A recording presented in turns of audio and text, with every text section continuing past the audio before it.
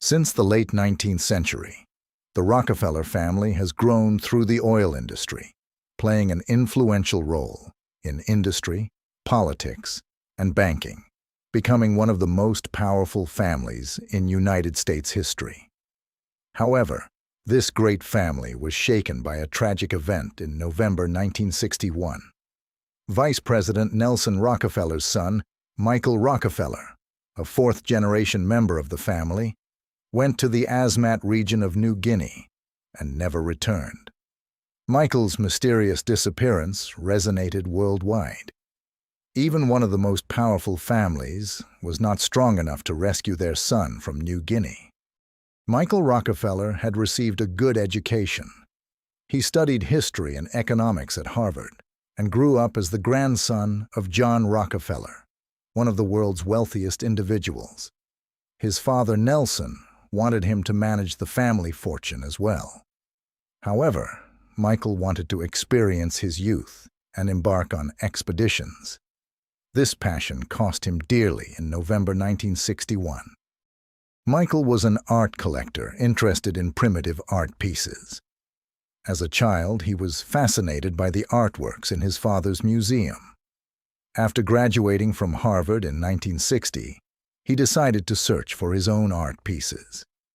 His goal was to create a unique collection that would captivate everyone. This quest led him to New Guinea, where the Asmat people lived. Asmat was a region home to primitive villages, unaware of the outside world. Michael and his team set out to shoot a documentary and study the art pieces in this area. However, the local people did not allow them to take the wooden pillars used in their religious ceremonies and rituals. Michael had a great deal of sympathy for these people and wanted to get to know them more closely. In the Asmat region, traditions such as inter-village wars and cannibalism were well known. Michael expressed his interest in this area in his diary, writing, "This is the most remote and wild country I have ever seen." On November 19, 1961, while approaching the shores of Otjanep with anthropologist René Voissing, their boat capsized. Michael jumped into the water to reach the shore and was never seen again. Michael's disappearance initiated one of the largest search and rescue operations of the time.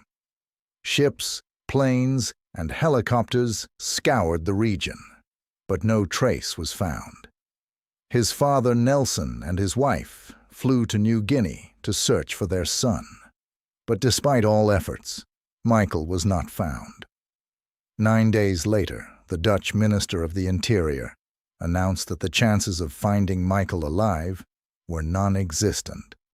Many rumors and conspiracy theories emerged regarding Michael's disappearance. Some believed he had fallen victim to sharks, while others thought he had abandoned his family to escape the wealth. In 2014, Nat Geo reporter Carl Hoffman wrote a book claiming that Michael had been killed by the Asmat people. The Dutch authorities had supposedly reached this conclusion, but had not disclosed it to the public.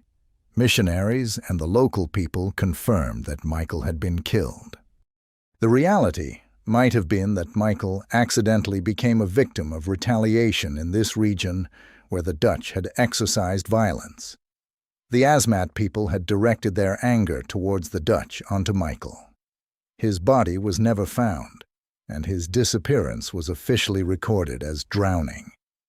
However, despite the years that have passed, Michael's disappearance remains a mystery.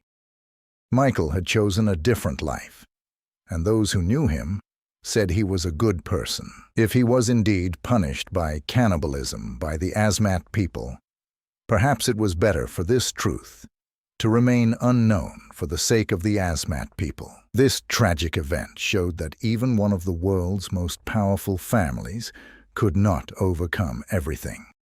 Remember, what you learned today shapes your tomorrow. If you liked the video, don't forget to subscribe to the channel. See you in new videos. Goodbye.